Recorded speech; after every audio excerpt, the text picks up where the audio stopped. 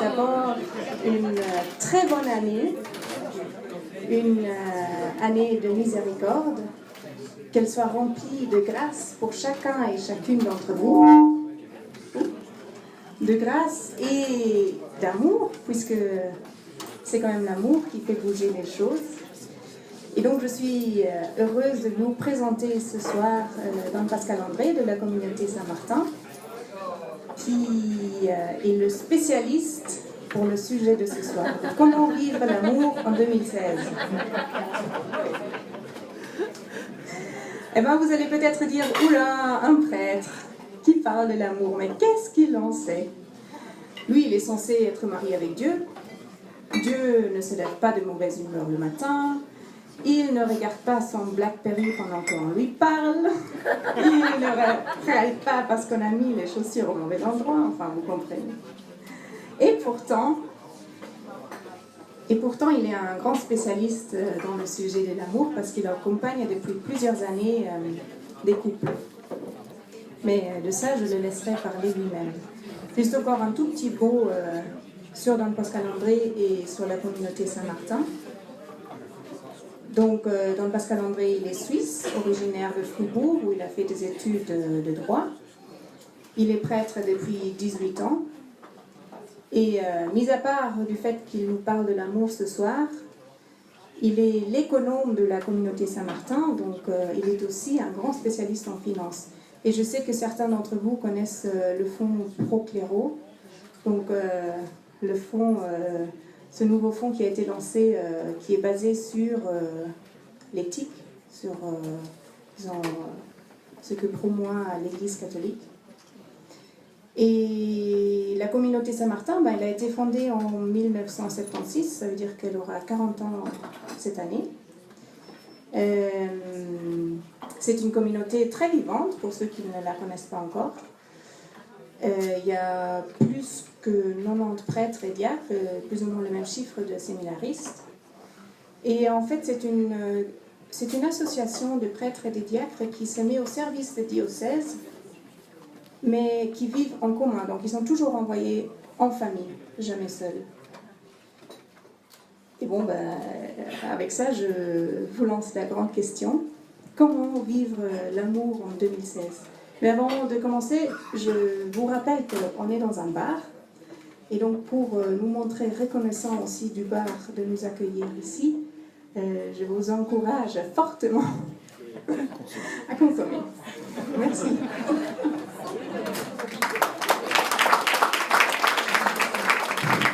Bonsoir à tous. Merci à Kinga de son accueil en votre nom. Bonsoir Monseigneur en particulier. Je vous souhaite aussi à tous une excellente année, une très sainte année, une sainte année de la miséricorde, puisque c'est sur ce chemin-là que nous met le pape François, donc cette manière de vivre l'amour jusqu'au bout à travers la miséricorde. Alors, spécialiste de l'amour, je pense que personne ne peut se décréter spécialiste de l'amour, en tout cas pas moi. Mais on peut essayer d'aborder un petit peu la question, tout en sachant que je vais essayer de parler pas trop longtemps, pour que vous puissiez poser vos questions, qui peuvent être très diverses et sur des niveaux un peu différents, parce que l'amour, ça s'appréhende de différentes manières. Et pour introduire cette réflexion, cet échange, je vais prendre 3 points. D'abord, je vais vous livrer une espérance, ensuite une inquiétude, et enfin un chemin. L'espérance, et celle-là elle est très grande, c'est que tout être humain, quel qu'il soit, quelle que soit son origine, sa couleur de peau, sa culture, sa langue, son intelligence, son niveau social, tout être humain qu'il ait vécu il y a 1000 ans, qu'il vive aujourd'hui ou qu'il vive dans 1000 ans, tout être humain, et sans aucune exception, tout être humain a 2 besoins, le besoin d'aimer et le besoin d'être aimé. Lorsque le pape Jean-Paul II était venu à Paris, en particulier au Bourget, pardon, en 1980, dans son message aux jeunes, il disait que toute l'histoire de l'humanité, c'est le besoin d'aimer et le besoin d'être aimé. Et ça, c'est une immense espérance, et c'est en même temps le signe que tout être humain, quel qu'il soit, a été créé par Dieu, parce que Dieu étant amour, il a mis dans tout être humain sa signature, son sceau, qui est justement d'être aimé et d'être capable d'être aimé. Et ça, c'est une immense espérance, parce que c'est universel.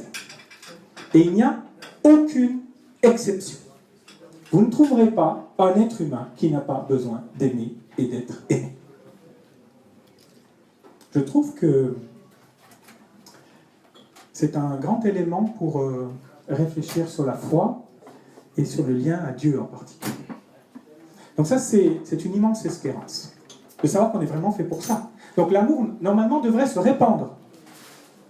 Il devrait y en avoir de plus en plus, puisque chacun a besoin d'aimer et chacun a besoin d'être aimé. Donc ça, c'est une immense espérance. Ensuite, une inquiétude. Une inquiétude, c'est que nous sommes dans une époque qu'on va qualifier de post-moderne, semble-t-il, ce que les spécialistes analysent en tout cas. Et cette époque dans laquelle nous nous trouvons, elle est caractérisée par le triomphe du sentiment. L'époque moderne, pour préciser cela, l'époque moderne était dominée par la raison, la science. Cette époque est terminée. C'est une époque très difficile pour la foi, qui explique pas mal de choses de la sécularisation dans laquelle nous vivons aujourd'hui. Nous avons dépassé cette époque, nous sommes passés à autre chose, qui est cette époque postmoderne, où on a un triomphe du sentiment. Nos contemporains, nous-mêmes, vivons très attachés ou à partir de nos sentiments, de ce que nous ressentons. Et quand je dis triomphe, ça veut dire une domination du sentiment. Et on le voit à travers différents éléments. On le voit en particulier à travers un subjectivisme, c'est-à-dire j'existe à partir de mes sentiments et je vis, ma manière de vivre est marquée par les sentiments qui m'habitent. Et chaque être humain revendique une certaine authenticité ou impose ses sentiments, ou vit à partir de ses sentiments, au point que ces sentiments justifient les comportements, justifient la manière d'être, parfois justifient un peu tout de ce que l'on fait, et surtout ils ne peuvent pas être contredits ni évalués, ce qui fait qu'on se retrouve dans une situation ambiante dans laquelle on vit dans un certain relativisme des sentiments qui peut se résumer par une formule que l'on retrouve souvent, qu'on entend souvent. S'ils s'aiment, alors pourquoi pas? Ou tant qu'on s'aime, tant qu'on aime, pourquoi pas? Donc il n'y a plus d'objectivité possible par rapport à l'amour. Chacun vit dans son sentiment et demande à ce que ce sentiment soit respecté pour lui-même. Au point que le domaine des sentiments vient enfermer un petit peu les gens dans leur individualisme. Et aujourd'hui, nous sommes face à une forme d'individualisme subjectiviste, basé justement sur ce triomphe du sentiment, qui fait que parfois le dialogue entre les êtres humains devient difficile parce qu'on ne se comprend pas, parce qu'on n'a pas tous, au même moment ou quand on est à deux, dans le dialogue ou dans la relation, le même sentiment. Et donc, on ne se retrouve pas. On n'arrive pas à communier parce que le sentiment n'est pas identique, parce qu'il faudrait que le sentiment soit identique pour que nous puissions communier. Ce triomphe du sentiment le sentiment peut rapprocher, le triomphe du sentiment peut éloigner. Ça a des conséquences que l'on mesure aujourd'hui dans la fragilité des relations. Si j'ai un sentiment d'amour pour quelqu'un, eh bien je vais me rapprocher de cette personne, m'investir dans la relation avec cette personne, et si quelques jours après, ou quelques temps après, ce sentiment tout à coup disparaît, je ne l'ai plus, je ne le ressens plus, eh bien, j'abandonne cette relation et je passe à autre chose. Donc, une fragilité des relations les relations vont dépendre de ce que je ressens aujourd'hui. Et donc, une fragilité aussi dans la durée. Les relations ont de la peine à durer parce que les sentiments sont volatiles, fugaces, parce qu'on est très sollicité de l'extérieur, et donc, tout à coup, là où il y avait un sentiment, il est détourné vers quelque chose d'autre, ou quelqu'un d'autre.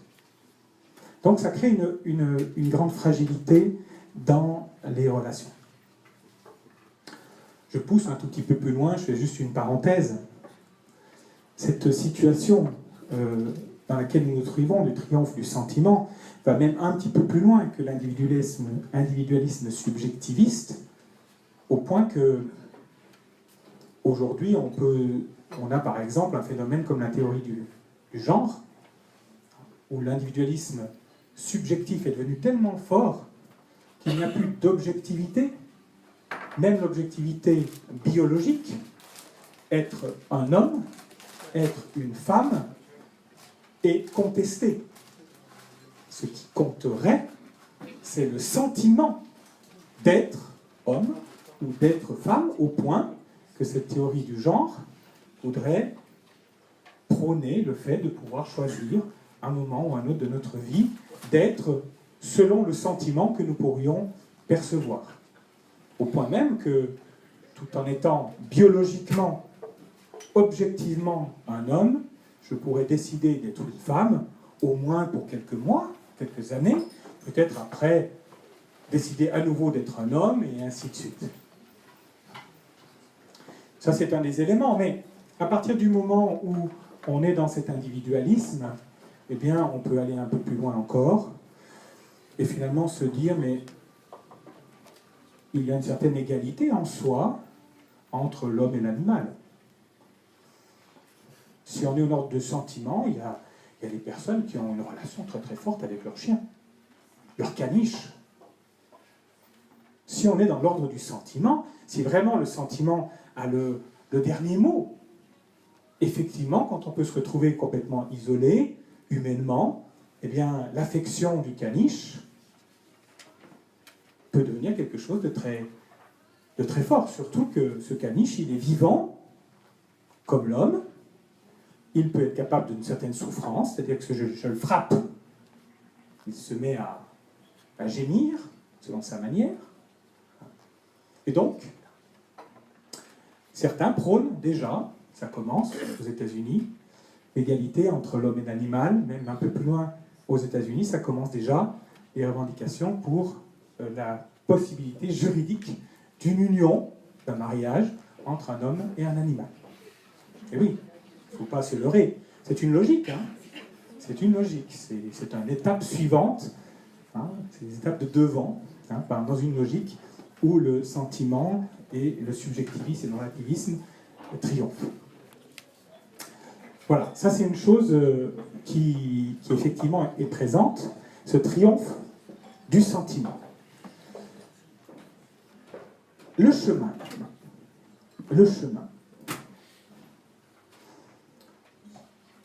Le chemin, c'est que Dieu, d'une certaine manière, qui nous révèle, parce que Je disais tout à l'heure que Dieu se dit être amour et qu'il a inscrit son identité dans tout être humain qu'il a créé. Dieu a voulu l'homme et la femme. D'ailleurs, c'est étonnant parce que Dieu, dans le livre de la Genèse, dit « Il n'est pas bon que l'homme soit seul ». D'une certaine manière, il aurait pu répondre à la question en créant un deuxième homme. Il n'aurait pas été seul. Et en fait, il a créé une femme qui est de même nature, bien sûr, mais profondément différente. Et c'est très important de rappeler cette différence entre l'homme et la femme, qui d'ailleurs va rendre possible l'amour. Il n'y a pas d'identicité entre l'homme et la femme, il y a souvent une confusion très forte qui est faite. On confond l'égalité homme-femme, l'égalité dans la dignité, avec l'identicité. Il y a une revendication forte sur l'identicité. Non, il n'y a pas d'identicité. Il faut juste ouvrir les yeux, puis on a tout de suite vu qu'il n'y a pas d'identicité. Mais une vraie égalité, bien sûr, dans la dignité, pas de problème.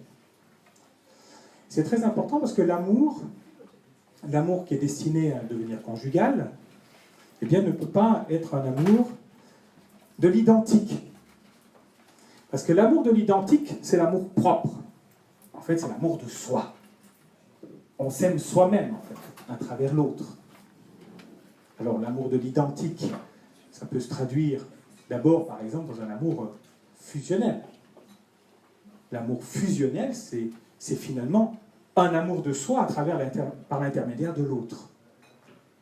On absorbe d'une certaine manière l'autre par amour de soi. L'amour fusionnel n'est pas un véritable amour, n'est pas un amour authentique. Il en va de même, pour des raisons que vous avez tout de suite comprises, de l'amour dit homosexuel. Pour la même raison, à cause de l'identicité.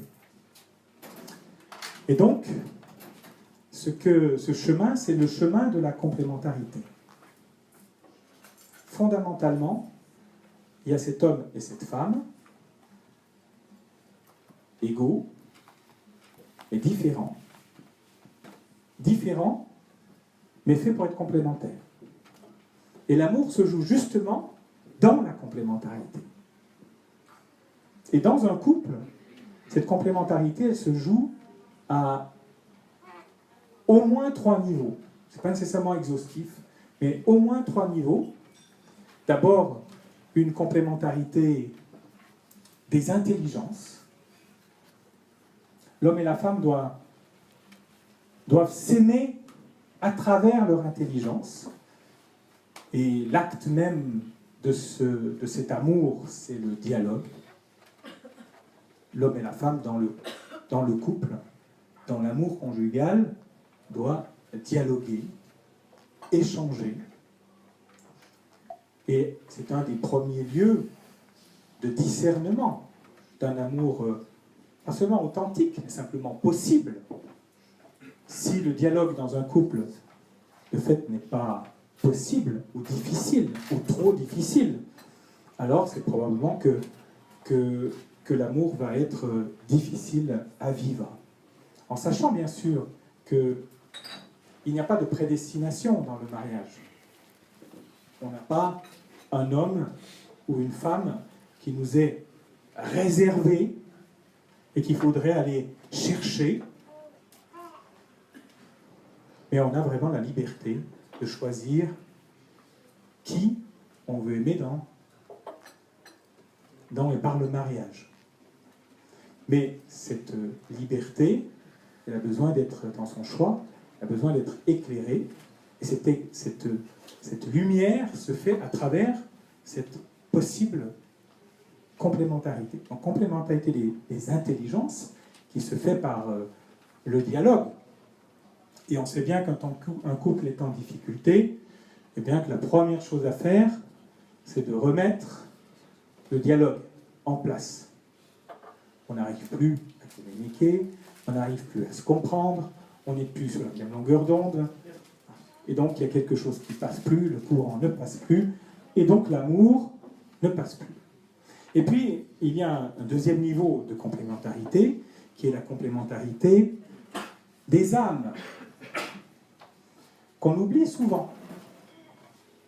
La complémentarité spirituelle, la communion spirituelle. Je dis bien le mot âme, hein. La communion des âmes. Aujourd'hui, c'est vrai, dans le monde dans lequel nous vivons, parler de l'âme, c'est parler de quelque chose d'assez mystérieux, ou pour certains, c'est complètement dépassé. L'âme. Et si, tout être humain a une âme, qui est le principe de vie qui l'anime. Et la mort, c'est justement la séparation de l'âme d'avec le corps. C'est le corps sans l'âme. La mort. Donc la vie, et tout être vivant qui est vivant, la vie, c'est justement l'union de ce corps avec son âme. Et donc, il est évident que l'amour, s'il est fait pour être durable, total, vrai, authentique, eh bien, il ne peut pas être un amour qui serait simplement extérieur, partiel, mais il ne peut être qu'un amour total. Et donc, la dimension de l'âme est requise, vraiment requise. Et ça implique donc de travailler, en particulier dans la construction d'un couple, à la communion spirituelle des âmes. Et c'est souvent quelque chose d'assez délicat ou difficile. Parce que on a de la peine à exprimer l'amour, ou on pense que l'amour est difficile à exprimer à travers quelque chose de très mystérieux, qui est notre relation à Dieu, on va dire. Et que ça, c'est plutôt privé, intime, quand ça existe, hein. En tout cas dans le vécu. Et donc, on ne voit pas très bien qu'est-ce que ça peut venir faire dans un couple. Et pourtant, c'est fondamental. Comme c'est beau, quand dans un couple, l'un des deux et les deux s'enrichissent mutuellement par quelque chose qui vient de l'âme.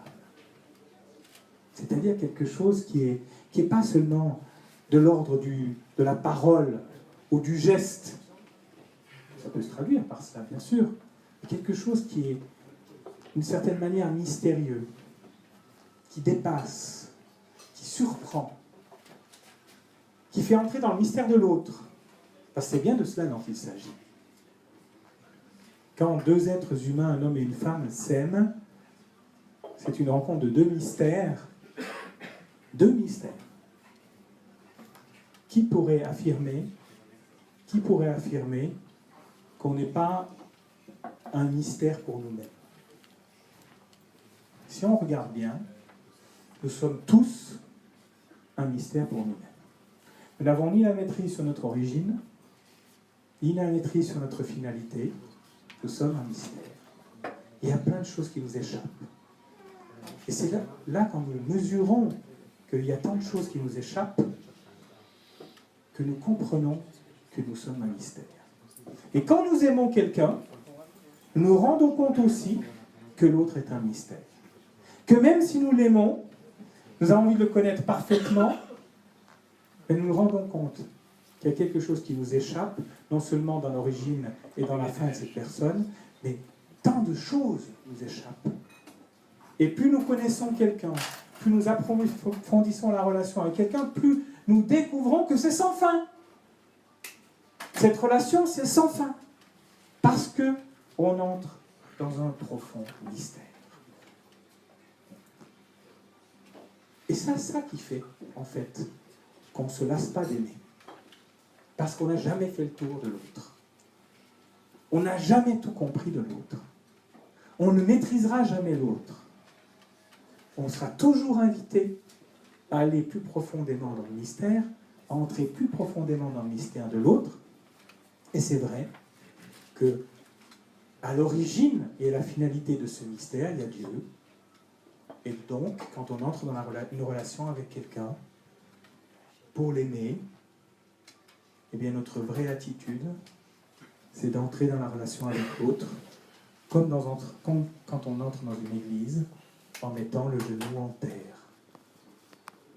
Parce que l'autre est un mystère dans lequel Dieu habite et vit. À genoux, devant le mystère de l'autre.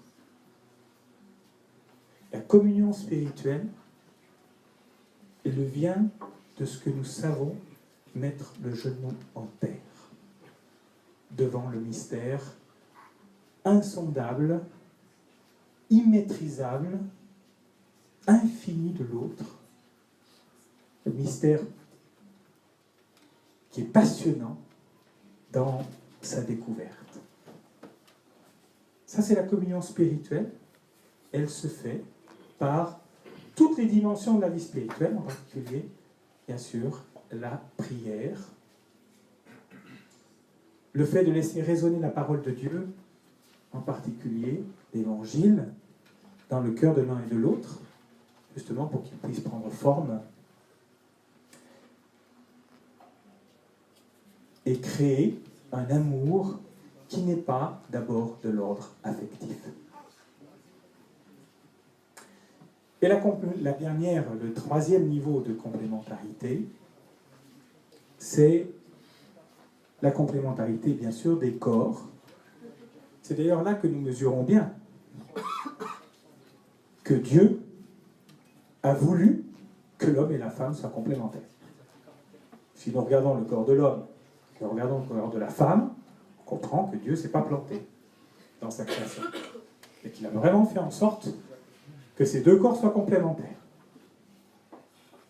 Et cette complémentarité physique, charnelle, des corps, elle est justement le lieu où se vit la consécration, l'apothéose de cette communion des intelligences par le dialogue, cette communion des âmes par la prière, eh bien, va s'exprimer comme une apothéose dans la communion des corps.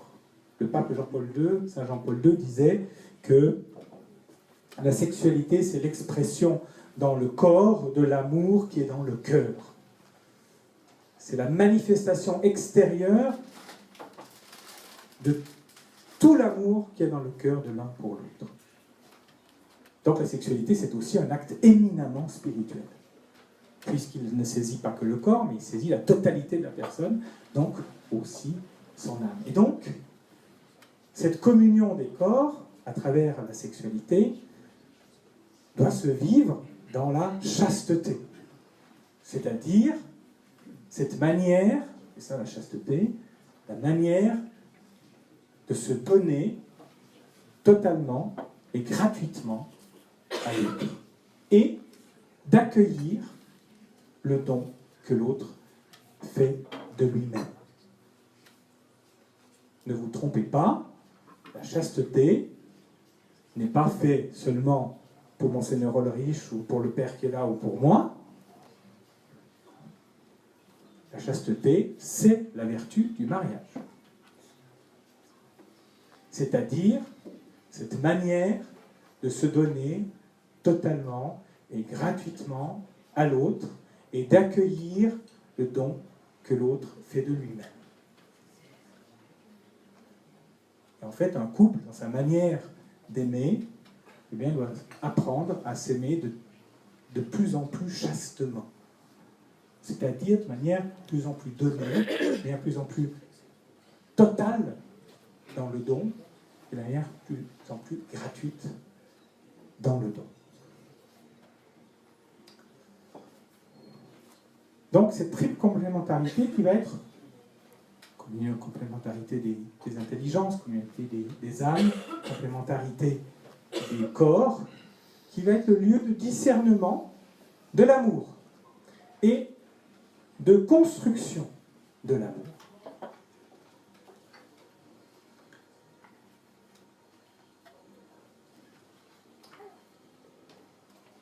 Face aux sentiments qui prédominent, qui qui est l'air qu'on respire, dans lequel on vit, si nous en restons au sentiment. Comment vivre la communion des intelligences, communion des cœurs, des âmes et communion profonde des corps.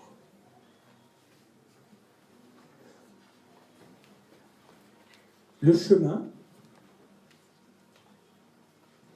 c'est que le sentiment ne soit pas livré à lui-même.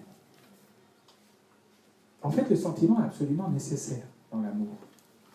Ce serait une erreur de croire que l'amour conjugal, par exemple, serait d'abord un acte de la raison.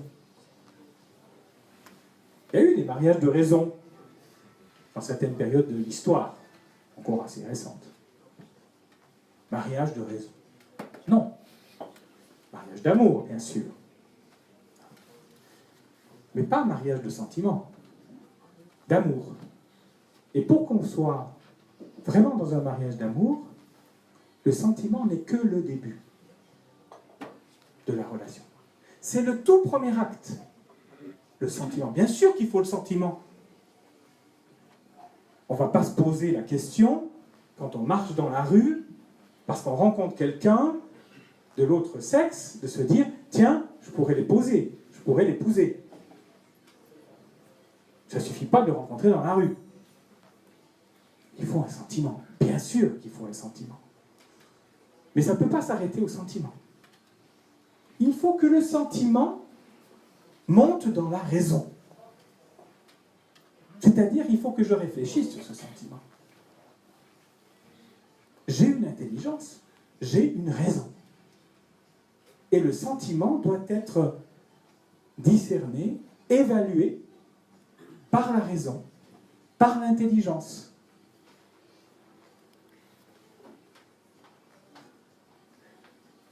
Je suis prêtre.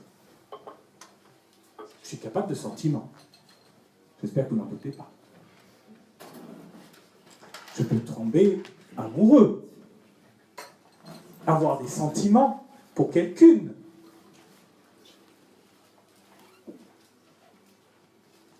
Si j'en reste là, si j'en reste au sentiment, je fais quoi? Si un homme marié, tout à coup, a un sentiment pour la collaboratrice qui vient d'arriver au bureau, s'il en reste au sentiment, il fait quoi?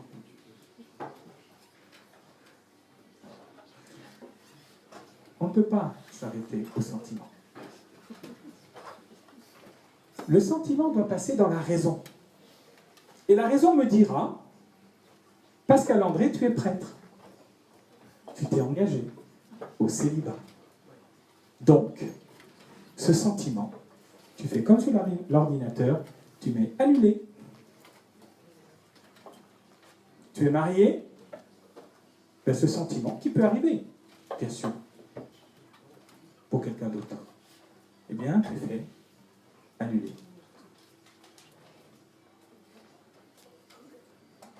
Mais dans tous les sens, on peut le prendre. J'explique parfois aux jeunes, des ados qui sont tous amoureux à 16 ans, puis évidemment, ils viennent tous vous dire que c'est la femme de leur vie, l'homme de leur vie. C'est toujours. Même si 2 mois après, c'est déjà fini. Je dis, mais tu ne peux pas rester au sentiment. Imagine que tu viennes me voir et que tu me dises, ton Pascal André, je suis amoureux d'une femme, c'est la femme de ma vie, je suis sûr. Alors je vous la décris juste. Elle a 65 ans. Je dis, mais attends mon garçon, t'en as 16.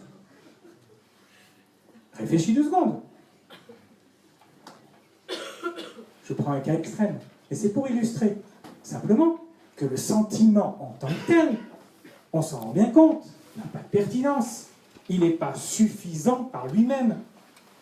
Et donc ce sentiment, il doit absolument monter dans la raison, dans l'intelligence pour être discerné, évalué, confronté à la réalité de ce que je suis, de ce que l'autre est, des engagements qui ont été déjà pris, etc., etc. Et c'est parce que ce sentiment sera montée dans la raison, que la raison en aura fait quelque chose, que l'intelligence aura discerné, qu'ensuite pourra être prise une décision et que la volonté va pouvoir être activée. Et la volonté, ça va être, eh bien, parce que j'ai ce sentiment et que ma raison me dit que cette relation est possible, que je peux être complémentaire avec cette autre personne dans les différents niveaux de complémentarité, alors je décide et je veux aimer. Parce que l'amour, à la différence du sentiment, l'amour se situe dans la volonté. Je veux aimer.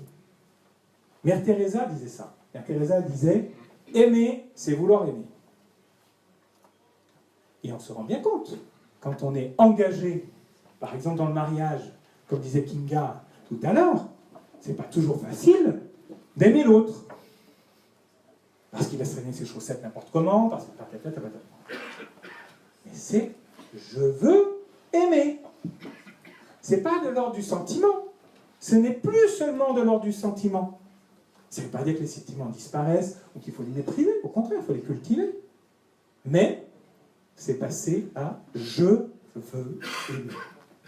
Et voyez, autant quand le sentiment triomphe, les relations sont fragiles et n'arrivent pas à durer dans le temps, autant quand le sentiment est passé par le filtre de la raison, descendu dans la décision active prise par la volonté, eh bien cet amour, au contraire d'être fragile, devient fort, et au contraire d'être éphémère, devient durable. Et vous voyez qu'aujourd'hui, dans la société dans laquelle nous nous trouvons, où le sentiment triomphe, eh bien l'amour est en danger. L'amour est en danger parce que le sentiment n'arrive pas à aboutir.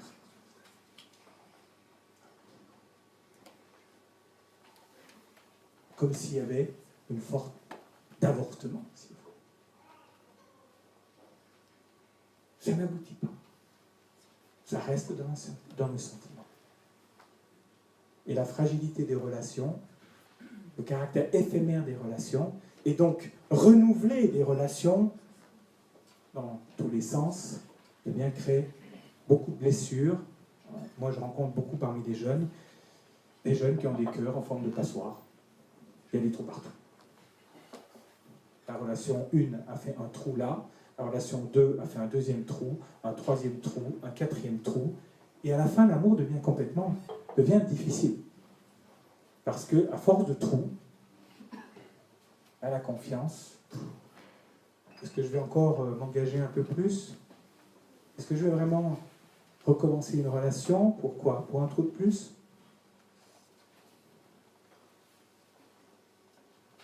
Ou même quand on tombe amoureux de quelqu'un et qu'on se rend compte en discutant un petit peu, puisque là, on est dans une génération où la vérité se dit assez facilement, que l'autre a déjà vu 12 relations. Bon. 12. Est-ce que je vais être la 13e de 13 ou la 13e de 19? Si je suis la 13e de 19, ça ne sert peut-être à rien de commencer. Là, ça fera un trou de plus. Allez. Et le sentiment, quand on en reste au sentiment, malheureusement, les relations ne durent pas. Parce que le sentiment est quelque chose de fragile, remplaçable. Le sentiment s'use un peu. On se lasse. Surtout dans le monde actuel, on a tellement d'occasions, je dirais, de voir autre chose. Si on en reste au niveau du sentiment, ça durera le temps que durera le sentiment. Et le jour où le sentiment n'est plus là, eh bien on va faire autre chose, on va voir ailleurs. Donc il y a un enjeu très fort sur l'éducation. Comment éduquer à l'amour? Et je vais terminer par là. Comment éduquer à l'amour? L'amour, c'est quoi? Je le répète, c'est le don gratuit et total. Je parle de l'amour dans le mariage, bien sûr. Le don total et gratuit de soi à l'autre et l'accueil du don que l'autre fait de lui-même. Éduquer à l'amour, c'est éduquer quelqu'un à se donner totalement gratuitement, sans attendre en retour.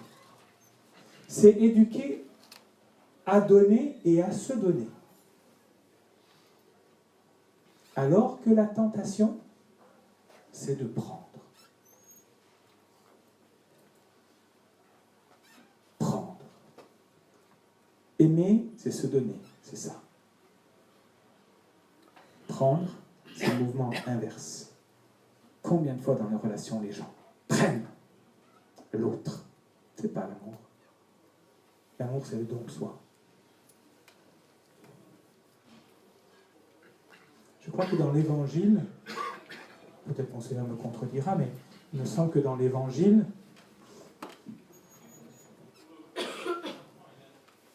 il n'y a pas prendre. Prendre, ça n'existe pas. Je vais presque dire que ce n'est pas un verbe chrétien. Le verbe chrétien, c'est accueillir. C'est donner et accueillir. C'est ça l'amour. C'est ça le mariage. Donner, se donner, et puis accueillir. Et là, on est souvent fragile. Pour ceux qui ont reçu une éducation plutôt catholique, qui ont fait du bon scoutisme, par exemple, on a appris à faire la bonne action, la BA. On fait la bonne action, donc on est habitué, dans une certaine éducation catholique, à donner, à se donner.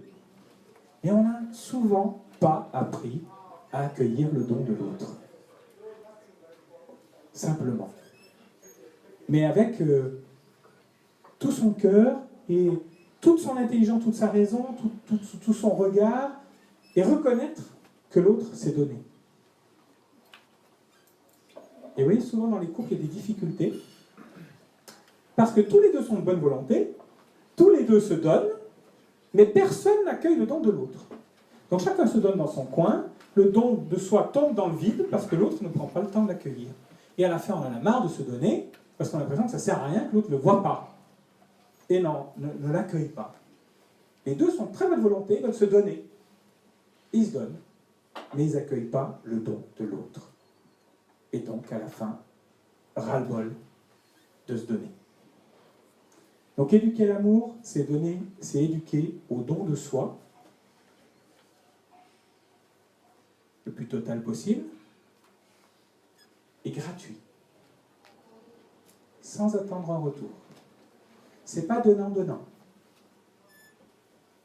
C'est je donne et j'accueille ce que l'autre veut bien donner. Je ne prends pas. Ça peut y avoir des dissymétries. Je me donne. Pas grand-chose en retour. J'accepte cette gratuité. Je suis très attentif à la manière que l'autre va avoir de se donner, mais j'accueille ce que l'autre me donne. Je ne suis pas dans le calcul, dans la comptabilité amoureuse. Et dans les couples, il n'y a pas que le budget et la comptabilité de la famille. Hein. Il y a une forme de comptabilité de l'amour. J'ai donné ça, je donne ça, mais j'attends ça en contrepartie. S'il ne fait pas ça ou si elle ne fait pas ça, moi je ne fais plus ça, je ne fais pas ça. Etc. Etc. Oui, le genre de trucs. Cette sorte de comptabilité, ce calcul, ce petit commerce, le petit commerce de l'amour, voilà, ou du faux amour. Donc éduquer à l'amour, c'est éduquer au don de soi total et gratuit. Et éduquer à accueillir l'autre dans le don qu'il fait de lui-même, qui n'est pas toujours le don qu'on attend, et que l'autre veut faire et peut faire en ce moment. Et de savoir trouver sa joie dans le don que l'autre fait de lui-même. Et cette éducation-là, elle passe par plein de petites choses, en particulier je pense aux enfants, ça commence tout petit, hein, et aux adolescents, hein, de leur apprendre cette gratuité du don et l'accueil de ce que fait l'autre. Savoir valoriser le don que l'autre fait de lui-même, dans les petites choses, dans la fratrie, ça s'apprend dans une fratrie, de reconnaître ce que l'autre donne. Ça vaut dans l'amitié, ça vaut évidemment, ça vaut beaucoup dans la vie professionnelle. Beaucoup de frustrations viennent justement du non-accueil, de la non-reconnaissance du don qui a été fait de soi dans la vie professionnelle. On travaille, on a l'impression que personne ne reconnaît le travail qui est fait. Il n'est pas accueilli. Il est perçu comme un dû. Non, rien n'est dû. Rien n'est dû. Tout à être donné. Souvenons-nous de cette très belle phrase de Mère Teresa. Aimer, c'est vouloir aimer. Le sentiment n'est pas encore l'amour, c'est le début, certes, le début possible de l'amour, et le sentiment, il faut donc le protéger. Il faut le protéger, il faut essayer de le faire grandir, il faut voir jusqu'où il est capable d'aller. C'est pour ça que parfois, il faut du temps, il faut éprouver le sentiment dans la durée, dans le temps, pour voir s'il est capable de se transformer en un amour véritable, authentique, qui devient un acte de volonté, la décision d'aimer. Et voyez cette complémentarité dont je parlais tout à l'heure, quand elle se vit vraiment, même si on reste dans le couple l'un pour l'autre un mystère, il y a quelque chose d'une intimité, d'une complicité qui s'est créée que rien, au final, ne peut détruire. Et quand on se connaît bien, quand on s'est bien préparé au mariage, quand le couple a été bien construit, et qu'on se retrouve à faire un mariage chrétien où on vient devant l'autel pour s'engager pour toute la vie, et qu'on est sûr que l'autre me connaît à 100% de ce que je suis, même s'il y a une part de mystère, bien sûr, mais tout ce que je suis, que j'ai compris moi-même de mon propre mystère, je l'ai ouvert à l'autre, et que l'autre donc vient dire oui à ce mystère que je suis et que je lui ai révélé dans toute la mesure que je connaissais, et que vice-versa, moi aussi, quand je m'engage à l'égard de l'autre, je suis entré dans ce 100% du mystère de l'autre, si l'on veut, dans la mesure, c'est jamais 100% bien sûr, mais dans le maximum de ce que je peux connaître en ce moment, en sachant que je vais encore en découvrir toute ma vie, et bien là, le mariage prend toute sa dimension. Mais imaginez qu'on se retrouve devant l'autel, et que je sais que l'autre, il y a 30% de moi, je sais qu'il ne le sait pas.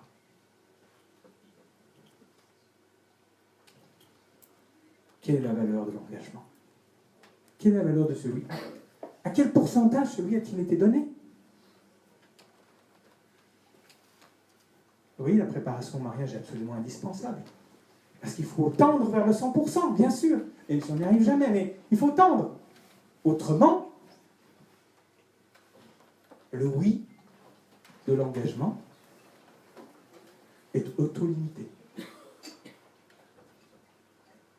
Bien sûr, il ne faut surtout pas de mensonges ou de cachotterie, etc. Parce que là, on est sur des choses encore plus graves. Donc, aimer, c'est vouloir aimer. C'est partir du sentiment, certes, mais pour le faire aboutir à travers la raison à cet acte qui est un engagement, un amour qui dure.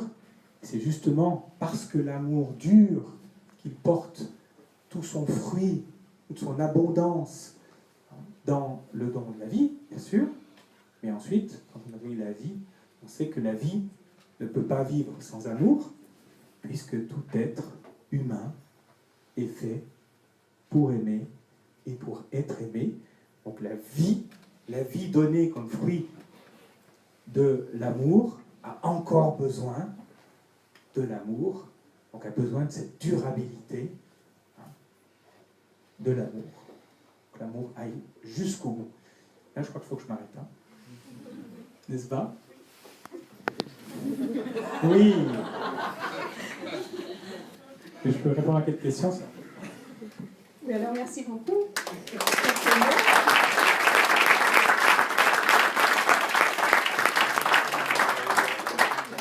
Merci pour ces beaux paroles sur l'appel de l'autre, sur les sentiments, sur la volonté d'aimer, sur le don de soi. Je vous rappelle que le bar reste ouvert. Hein,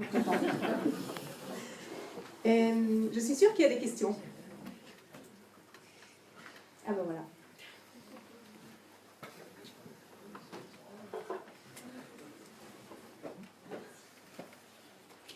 Merci beaucoup. Alors j'ai une question qui me taraude depuis très longtemps. Comment est-ce qu'on fait quand on sent que on a des amis autour de nous qui s'engagent pour le mariage et qui ne sont pas faits l'un pour l'autre? Enfin, il y a une personne qu'on connaissait très épanouie et qui n'est plus épanouie et qui, voilà. Que faire? Bien, c'est une question que je porte souvent, parce que de fait, quand on accompagne des amoureux, on va dire déjà, avant qu'ils ne soient fiancés, mettons, même avant même qu'ils soient en préparation au mariage, quand on se rend compte, effectivement, quand on connaît un peu les gens, on a l'impression que, par exemple, on en a un qui semble se déployer et l'autre qui commence à s'éteindre. Vous avez peut-être déjà fait ce type d'expérience. Là, il faut quand même être très vigilant. Parce que probablement on pourrait être dans une relation un peu fusionnelle. Où l'un est en train, excusez-moi l'expression, c'est un peu fort, en train de manger l'autre. Et ça, c'est pas l'amour conjugal. Je vous l'ai dit tout à l'heure, je crois, l'amour fusionnel, ce n'est pas l'amour. Un amour où l'un dominerait l'autre. En général, l'amour fusionnel finit dans un divorce. Parce que le jour où celui qui a été un peu mangé, absorbé ou dominé se rend compte de cela, il part. Parce que ce n'est pas tenable, en fait. Alors, parfois, ça s'explique pour toutes sortes de raisons, par exemple psychologique, où on a besoin, à un moment donné dans la vie, d'être protégé, et donc on trouve en l'autre une protection, et donc on a tout ce qu'il faut, mais à un moment donné, cette protection, elle a été contre un véritable épanouissement de l'amour. Alors, qu'est-ce qu'il faut faire? C'était ça la question. Eh bien, c'est délicat, hein, parce que c'est difficile il ne faut pas être intrusif au point d'entrer dans la vie des gens et des couples et de leur dire, oh là là, vous n'êtes pas... Déjà, dire, vous n'êtes pas fait l'un pour l'autre, je pense que ça, il ne faut pas dire, parce que c'est difficile à le dire. Hein. Même quand on fait des préparations au mariage, c'est pas si simple que ça. Il vaut mieux essayer d'aider les gens à le découvrir par eux-mêmes. Ce serait une vraie victoire. Parce que s'ils devaient arrêter leur relation, pour qu'une relation ne fasse pas des trous partout, comme je disais tout à l'heure, il faut qu'elle, au moins, il y a quand même des trous, hein, mais au moins qu'elle soit, qu'on a vu pourquoi, positivement, on arrête. Pour qu'il y ait, je pense, il faut que la relation s'arrête, il faut faire en sorte que ce soit win-win, enfin, que ce soit positif pour les deux. Donc on comprenne positivement pourquoi cette relation doit cesser. Parce que justement, on n'arrive pas à vivre cette complémentarité. Ou, parce qu'on veut bien dire dans les deux sens. Et parfois, les relations qui sont trop à sens unique, où un donne sur un niveau, l'autre donne sur l'autre, c'est pas la vraie complémentarité. D'accord? Voilà. Après, les gens sont libres, hein, et s'ils veulent s'engager dans ce type de relation, il faut peut-être les encourager, voilà, trianguler la relation, c'est-à-dire avoir une tierce personne qui porte regard sur l'autre, c'est toujours le meilleur moyen. D'où l'importance pour le mariage chrétien de la préparation. Vous savez bien que l'Église, peut-être il y a, moi j'ai pas connu cette époque, mais il y a 30 ans, les préparations au mariage c'était un peu light, hein. Il n'y avait pas grand-chose. Je pense que maintenant on a intensifié ces préparations à cause de tout cet enjeu dont j'ai essayé de vous parler ce soir. Il y a un véritable enjeu de discernement, et pas seulement de discernement, je pense qu'on a aussi à dire quelque chose sur la manière de construire un couple, et c'est quand on construit un couple petit à petit à travers cette complémentarité qu'on essaye de mettre en place aux 3 niveaux dont j'ai parlé, qu'on voit si ça marche ou si ça ne marche pas. Si cette complémentarité effectivement ne marche pas, il ne faut pas s'entêter, parce qu'on n'est pas prédestiné à épouser telle ou telle personne. C'est qu'il y aura, on peut, en fait, sur Terre, on peut épouser plein de gens. ne faut pas croire, hein. Autrement, l'Église interdirait le remariage, par exemple. On peut épouser plein de gens. Si on aime une personne, et si on est capable d'être complémentaire, hein, eh bien, pour autant qu'on respecte évidemment ce que j'ai dit au début sur la non-identicité, hein, et la complémentarité, bien sûr.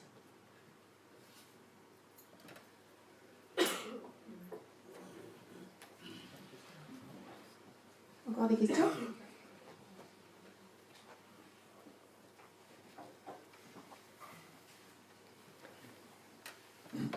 Le triomphe actuel du sentiment dont vous avez parlé, pourriez-vous mettre dans la balance ce qui a permis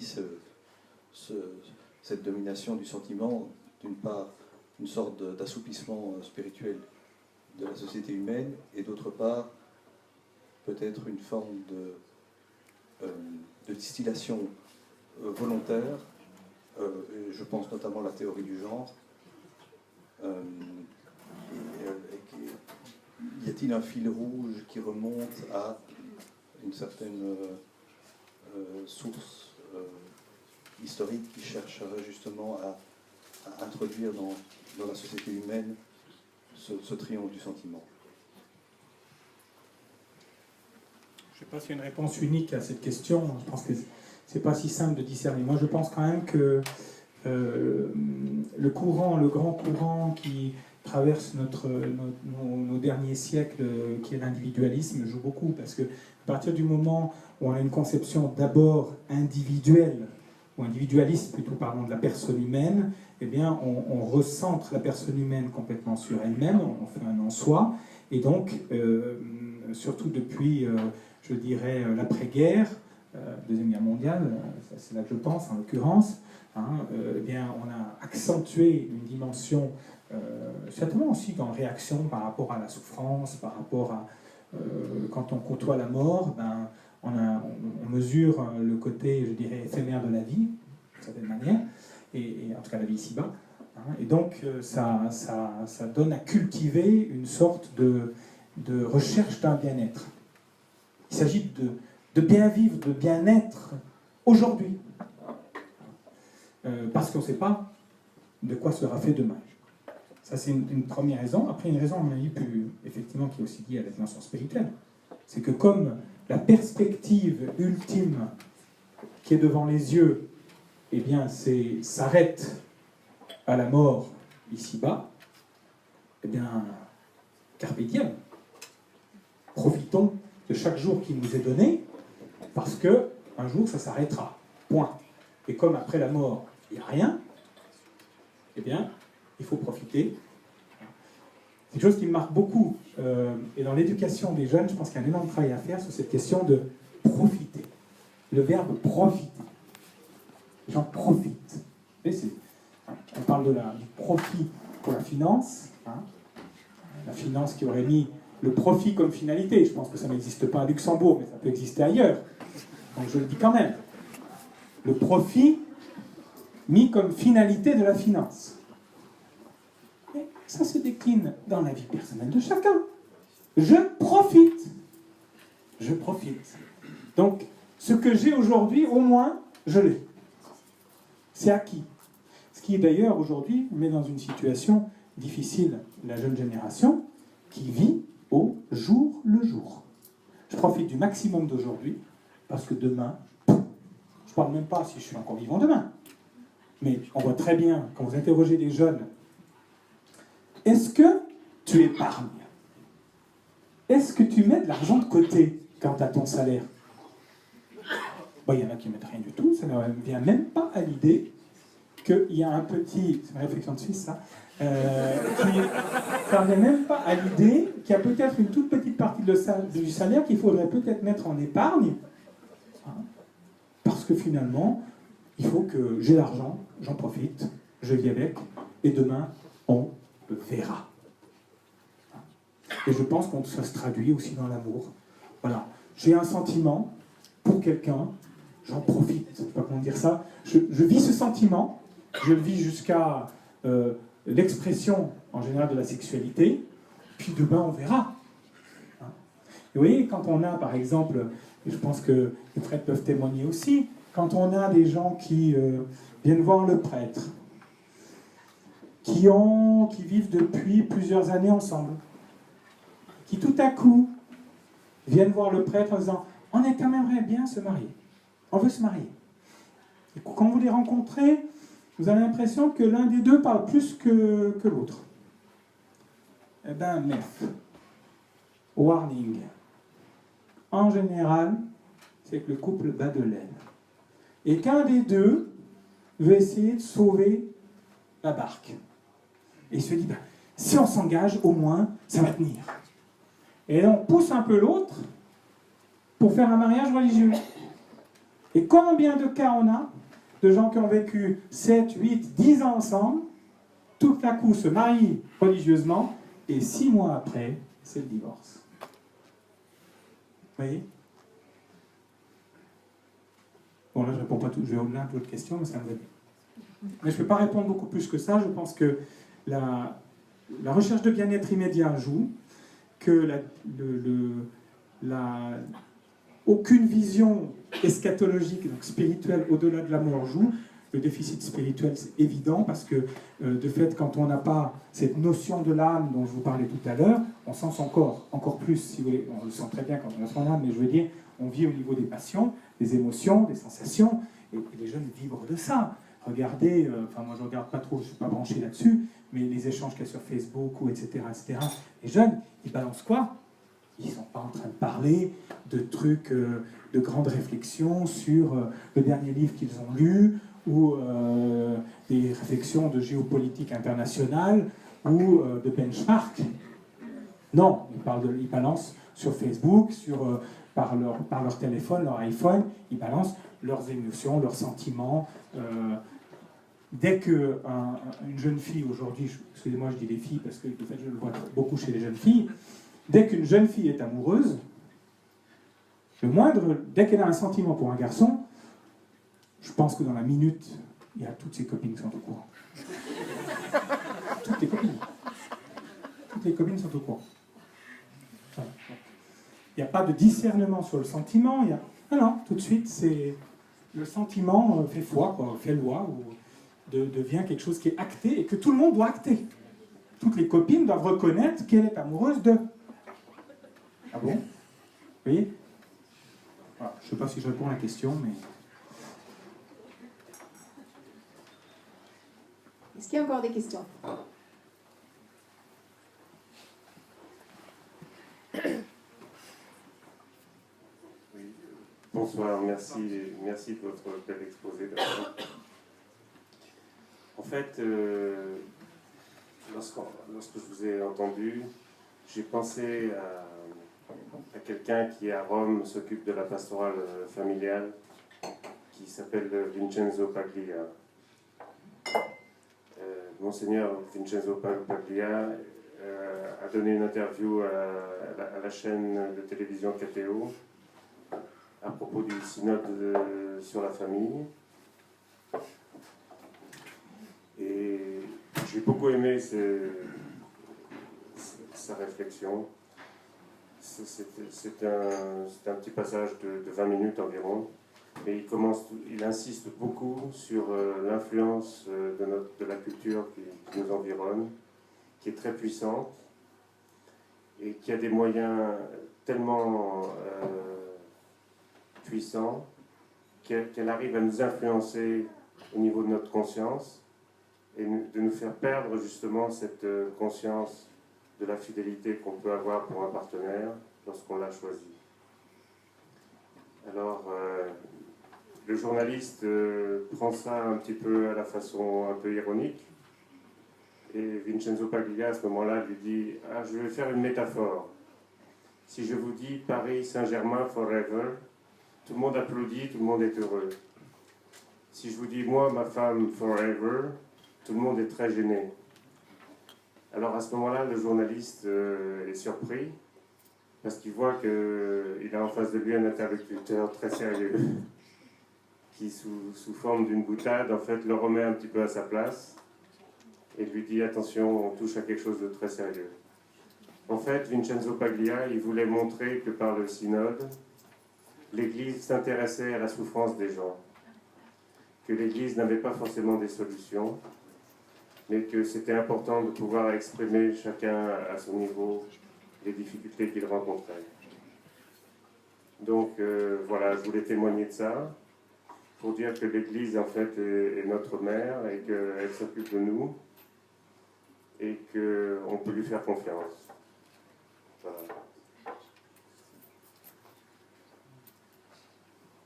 Je ne sais pas si vous voulez commenter. Dire que merci pour ce témoignage, et de fait l'Église est experte en humanité, comme disait le pape Paul VI. L'Église accompagne l'humanité depuis 2000 ans, et de fait l'Église sait ce qu'est un homme, elle sait ce qu'est une femme, elle sait ce qu'est le cœur d'un homme, le cœur d'une femme, elle sait s'il peut se vivre de beau, de très beau dans l'amour et dans la sexualité entre un homme et une femme. Elle sait aussi l'Église, ce qu'il peut y avoir comme souffrance dans l'amour, à cause de l'amour entre un homme et une femme. Ça, c'est sûr. Et l'Église est très au courant de ce que vit la société, parce que l'Église passe son temps à écouter l'humanité, à écouter, accompagner l'humanité. Donc l'Église, effectivement, a cette bienveillance sur chacun. Et quand le pape François veut remettre au premier plan la miséricorde, c'est exactement ça.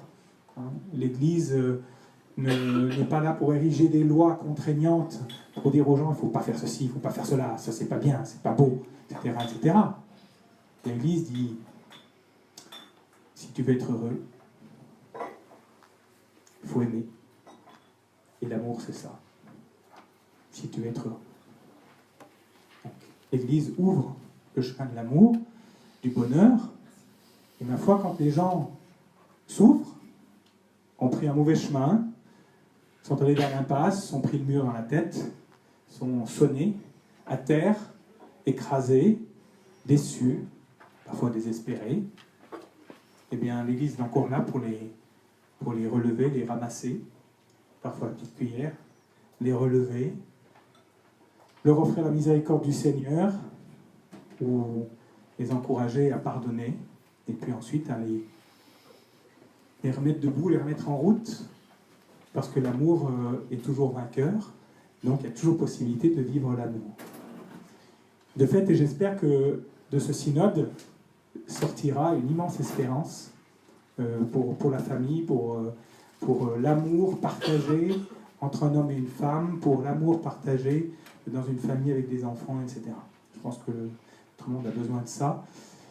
Et quand on est très blessé, ce qui est quand même la situation qui saute aux yeux de notre société d'aujourd'hui, quand on rencontre les jeunes, on s'en rend compte de manière très, très, très, très forte. Eh bien, on voit que cette société a besoin profondément de la miséricorde, et qu'on puisse cette année l'offrir largement, sans restriction, et en faire vraiment le cheval de bataille, l'engagement de l'Église sur toute la terre, et de manière la plus large possible, c'est-à-dire pour atteindre tout être humain. Je pense que c'est un très beau défi, un défi qui doit nous stimuler, non pas seulement les évêques, les prêtres, la hiérarchie de l'Église, mais tout chrétien doit s'engager à être un témoin, un apôtre de la miséricorde du Seigneur, et être un témoin de l'amour véritable. Quand un couple, effectivement, vit l'amour conjugal, vit l'amour familial, et dans la fidélité, et heureux, parce que l'amour, c'est pour ça. L'amour, ça ne fait pas être heureux.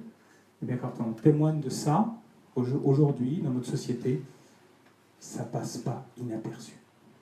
Ça ne passe pas inaperçu.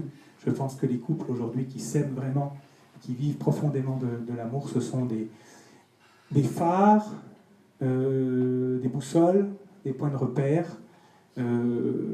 Et donc, effectivement, quand on se retrouve face à des couples sur lesquels on voit des fragilités, des difficultés, ben, il faut être accueillant, à l'écoute, et essayer d'aider les gens qui ont la peine à vivre l'amour, à trouver la manière de vivre cet amour, parce qu'eux-mêmes souvent ont été blessés et abîmés dans la manière d'aimer, leur cœur est plein de trous. Merci beaucoup, Don Pascal André, pour ces mots qui ont donné soif à l'amour, j'espère. Pour l'autre soif, je rappelle que le bal. Non, je rigole. Juste deux petites choses. Alors oui, comme toujours, il y a un petit chapeau qui va circuler pour nous aider à